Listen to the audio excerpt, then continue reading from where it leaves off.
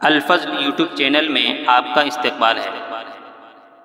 اس channel پر روزانہ قرآن پاک کی ایک آیت تلاوت مع ترجمہ اور مختصر تشریح پیش کی جا رہی ہے۔ ویڈیو اپلوڈ ہونے پر نوٹیفیکیشن پانے کے لیے اس چینل کو سبسکرائب کریں اور بیل آئیکن ضرور دبائیں۔ السلام علیکم ورحمۃ اللہ وبرکاتہ۔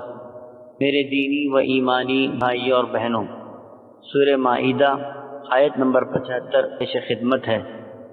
اعوذ باللہ من الشیطان الرجیم۔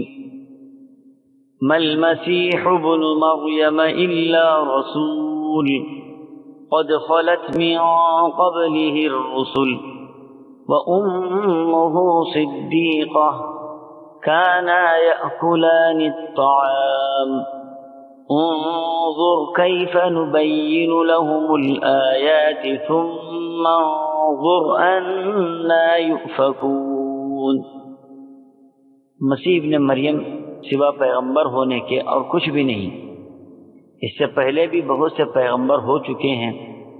ان کی والدہ ایک راست باز عورت تھی۔ دونوں ماں بیٹے کھانا کھایا کرتے تھے۔ آپ دیکھیے کہ کس طرح ہم ان کے سامنے دلیلیں رکھتے ہیں، پھر غور کیجئے کہ کس طرح وہ پھرے جاتے ہیں۔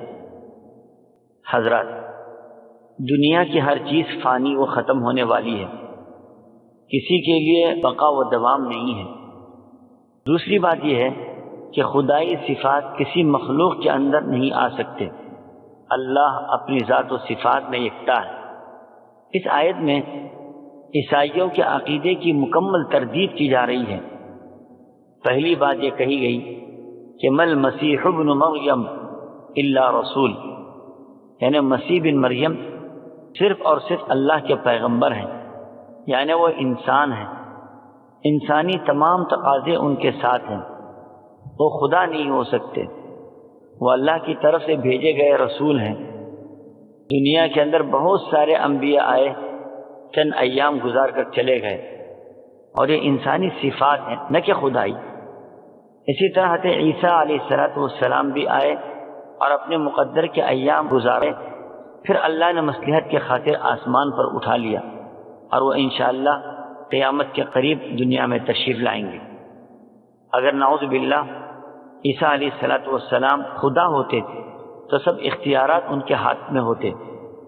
آگے اللہ تعالیٰ ارشاد فرماتے ہیں وَأُمُّهُ صِدِّیقَةٌ، ان کی والدہ ایک نیک سچی عبادت گزار خاتون تھی، وہ نبی نہیں تھی، کیونکہ انبیاء تو مرد ہی ہوتے ہیں، جس کی وضاحت قرآن پاک کی دوسری آیات سے ملتی ہیں۔ کانا یأکلان الطعام، وہ دونوں کھانا کھاتے تھے، یعنی بشری تقاضوں کے خاطر کھانا پینا اور زندگی کی دیگر تمام ضروریات ان کے ساتھ لگی ہوئی تھی۔ یہ انسانی تقاضے ہیں، کیونکہ اللہ بشری تقاضوں سے ماورا ہے، اس کے ساتھ کوئی تقاضے نہیں ہیں، بلکہ وہ خود تمام مخلوقات کے تقاضوں کو پورا کرنے والا ہے۔ آیت کے آخر میں اللہ تعالیٰ ارشاد فرماتے ہیں کہ دیکھیے ہم کس طرح ان کے سامنے دلیلیں پیش کرتے ہیں، حضرت عیسیٰ کے بارے میں، ان کی والدہ حضرت مریم کے بارے میں۔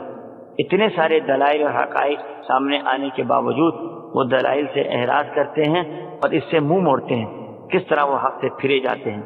اللہ ہم سب کی حفاظت فرمائے اور حق کو قبول کرنے کی توفیق عطا فرمائے۔ آمین۔